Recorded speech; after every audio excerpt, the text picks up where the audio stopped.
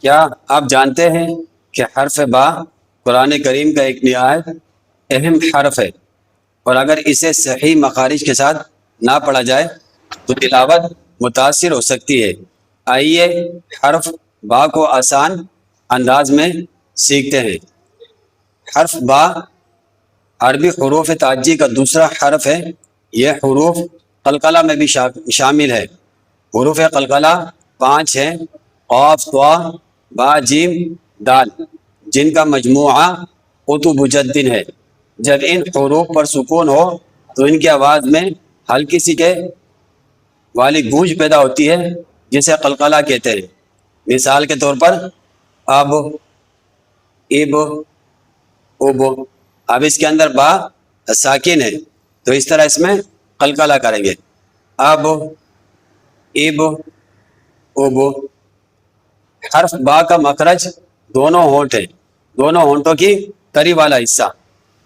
با، جب دونوں ہونٹوں کی تری والا حصہ ملیں گے تو اس وقت یہ حرف ادا ہوگا: با، با۔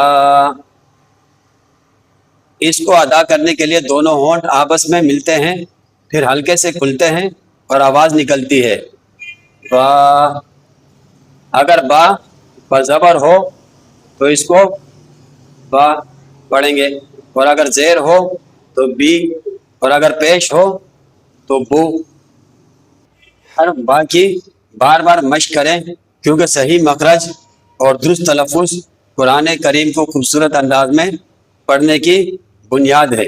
اللہ تعالیٰ میں قرآن کریم کو صحیح مخارج اور تجوید کے ساتھ پڑھنے کی توفیق عطا فرمائے، آمین۔ ویڈیو اگر اچھی لگے تو اسے لائک کریں اور اپنے دوستوں کے ساتھ شیئر کریں، اور ہمارے یوٹیوب چینل مولانا عبدالرحمن مدنخیل کو ضرور سبسکرائب کریں، تاکہ روزانہ کی بنیاد پر اس طرح کی اہم اور معلوماتی اسباق آپ تک بر وقت پہنچتے رہیں۔